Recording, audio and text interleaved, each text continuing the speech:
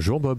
Vous venez de sortir un ouvrage, un thriller sur la vie de Robinson Crusoe. Il y a des choses à dire. Vous avez trouvé quelque chose de particulier à raconter sur cette histoire? Oui, absolument. Robinson Crusoe, c'est pas le petit mousse que tout le monde connaît, avec le naufrage, tout ça, l'adoption de Vendredi, le bon nègre, etc.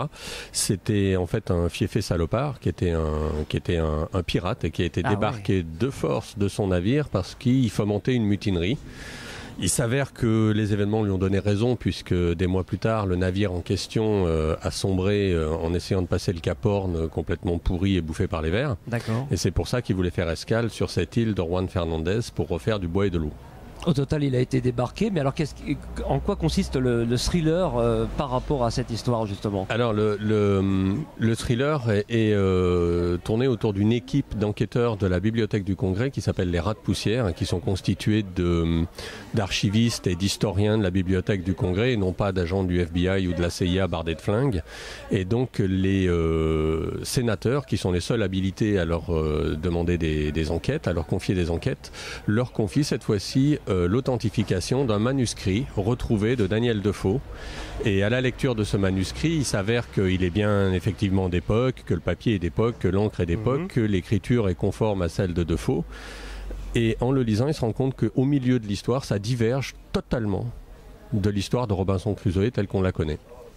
Et donc là, il se pose la question, pourquoi est-ce qu'il a fait ça? Et surtout, pourquoi est-ce qu'il a demandé par lettre à ses éditeurs de l'époque de supprimer toute trace de cette version du manuscrit, complètement les détruire, et qu'il leur en enverra un autre. Et quelques mois plus tard, il livre cette version qu'on connaît de cette espèce de... Un peu édulcorée, oui. Voilà, cette espèce de bluette pour Bibliothèque Verte, voilà, de Robinson Crusoe. Et là, on se demande pourquoi est-ce qu'il a fait ça. Et donc, en creusant, on va creuser l'histoire de Daniel Defoe. Et le véritable Daniel Defoe, l'écrivain, était en fait un personnage assez sombre et assez louche, qui était employé au service du roi d'Angleterre. Ça c'est vrai par contre. Oui, ça c'est vrai, oui, ça c'est vrai. Et il a donc grenouillé dans des ambassades, il a grenouillé dans divers endroits, des ministères, etc.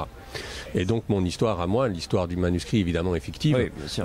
Voilà. Et c'est le point de départ de cette enquête. Et dans le courant de cette enquête, on va croiser un certain nombre de personnages aussi qui gravitent autour de l'île Robinson Crusoe, puisque l'action va se produire au Chili. Puisque l'île Robinson Crusoe, qui s'appelle de cette manière maintenant depuis 1966, parce que le gouvernement chilien ne perd jamais une occasion de faire briller son ministère du tourisme. Cette île s'appelle donc comme ça depuis 1966, elle s'appelait Massa Tierra auparavant.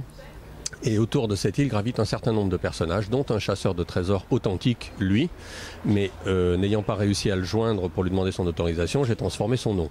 Mais l'histoire qui m'a inspiré autour de sa chasse à lui de trésors, qui elle-même croise la trajectoire d'une bande de mafieux et de commandos russes, va déclencher tout un tas d'événements auxquels mes rats de poussière seront mêlés. Du vrai polar en partant sur des faits historiques qu'on croit connaître et qu'on ne connaît pas finalement. Est-ce que vous pouvez rappeler donc le titre complet du bouquin et l'éditeur sur lequel il sort? Alors il vient de sortir au mois de mai, il s'appelle Le Manuscrit Robinson.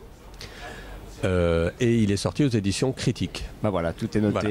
Merci à vous Laurent, et puis on vous souhaite un bon salon parce que les gens commencent à arriver déjà. Merci Bob, on y va, faut bosser.